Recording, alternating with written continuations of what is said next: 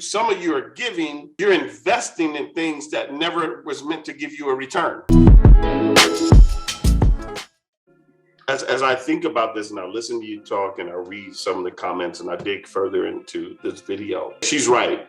We got daddy issues, but then I looked at her stuff and then I started reading the rest of her stuff that she posted on there, and everything's all the duck lips and the this, that, the other, and so on and so forth. Here's my thing. A guy will take from you whatever you give him, and he will not care about your crushed hopes and your broken feelings. The whole time you'll be thinking he won't care, because 9 times out of 10, you're dealing with somebody who's in the same boat as you are. But for guys, again, our connectors, please hear me when I tell you, our connectors are not sexual. I'm gonna tell you, ladies, so if you're giving somebody your body, and you're like, why isn't that enough? Because our connectors are not sexual.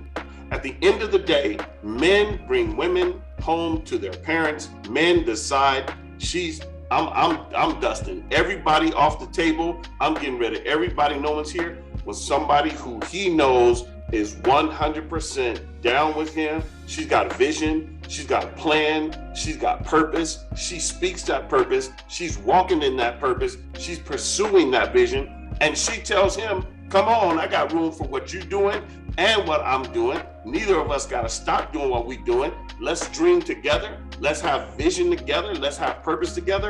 She got all that. All that's popping and cracking. If you don't see that, man, he's not going to. Let's put the sex aside. If you're giving him your emotions, he'll take it, but it won't mean anything to him. Men are really good at not telling you that they want somebody who actually has a plan for their lives too. They want you to come along. They need your support.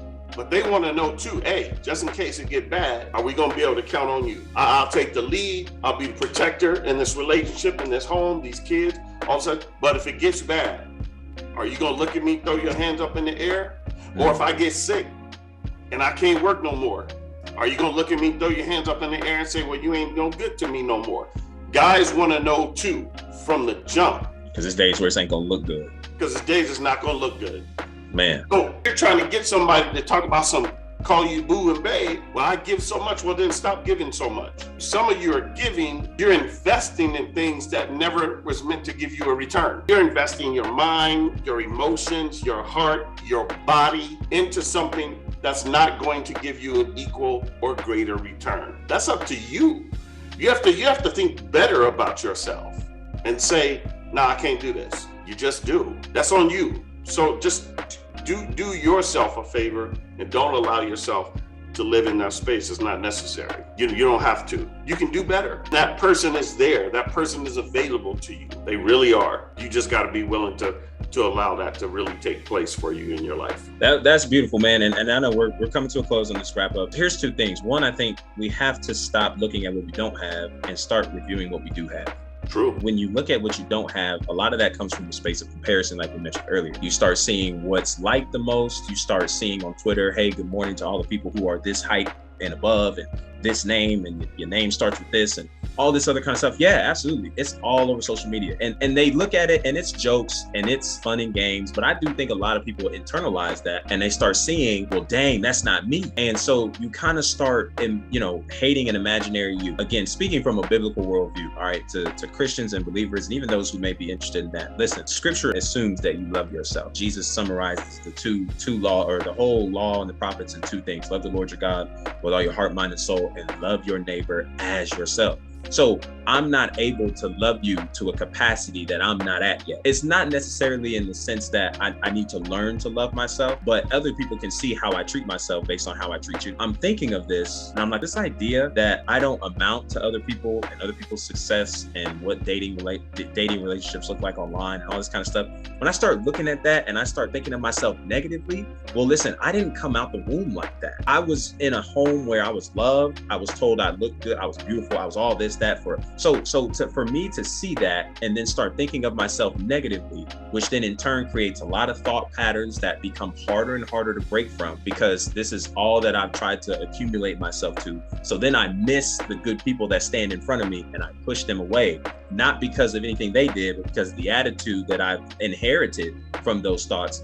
We got to start thinking about this, because you saying that you want somebody to talk to you every morning and every night and be on the phone, boot up and all that stuff. Again, I just think we're missing the purpose of that. And you are showing that you don't really enjoy your own company. So what makes me want to come enjoy company with you? Man, that's right? real talk. Like what makes me want to do that? And I get it, you know, you want somebody with you and all that good stuff. But if you really just get to the core and ask yourself why, you'll start to find a lot of things about yourself and about what you're really looking for. Because we're really quick to blame where other people aren't. I've done this myself. We're really quick to blame where other people aren't, not realizing that we aren't where we need to be to get what we're looking for. So when you are searching for somebody and when you're looking for somebody, you got to ask yourself, do I have those same qualities that I'm looking for? Am I going to be that person that's going to respond to every text and every call? Like, am I going to be that individual that's going to show that love and caring for somebody else? Or do I just want that for me and I don't even care what I do for them? Because now that's a problem. That's a huge problem. And we've got to wrestle with that. So the second thing for believers, if you're catching this for a believer, you know, again, we are shown an alignment in the beginning.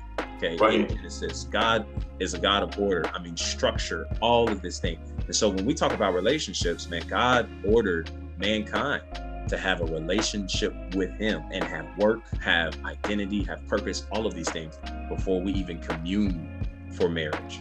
And so because you want to rush that process and get to being booed up, bait up, and laid up and all that good stuff, you will find yourself in a position where you got the marriage, but now in the marriage, you're trying to find your purpose, your identity, and all that. And what happens is you start molding yourself in that marriage. If and when that thing falls apart and when you lose it, you're gone too. And you start making that your life and your identity, not realizing that you were created to be somebody as an individual before you were created to be together. And so you've got to really recollect that. All right. What's my purpose? What's my identity? And not trying to shape and shave that into the relationship, into the marriage, because you'll lose yourself in the process. They become your God. And so you got to be careful about this before you walk into a relationship. But why do you want it? Because a lot of times it's not for the right reasons. You don't care to get to know that girl, homie. You don't care to get to know that man, girl. You're just trying to see how he move and how he react in bed, because this is the trip. You're going to use that to see if he gets a second date. So what's crazy is you've already devalued them as a human being, because you're saying that they're no good to you if the sex isn't good. Like, it trips me out today how people, and this is just me, we can come back and have a whole other conversation on this, but people really use sex as a standard. This cat can be everything you've imagined, but the sex is bad. And so you cut them completely off, right? Because you tried to get a taste of that before marriage.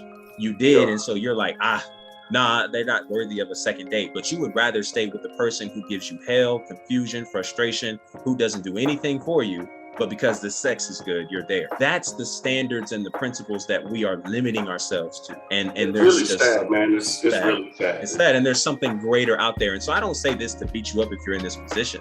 There is a space for you to grow. Never. None of us are. Like, this is a space for you to grow and understand and grasp all of this. But really just reflect where you are. And stop looking at what you're without, because that's how you fall into these traps of thinking that you're without and you're missing out.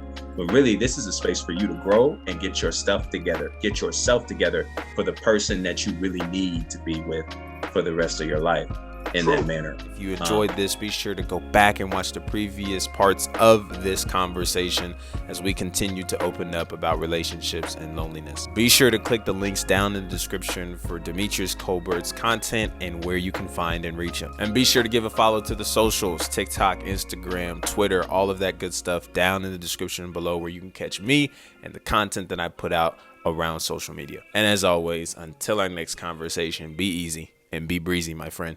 Peace.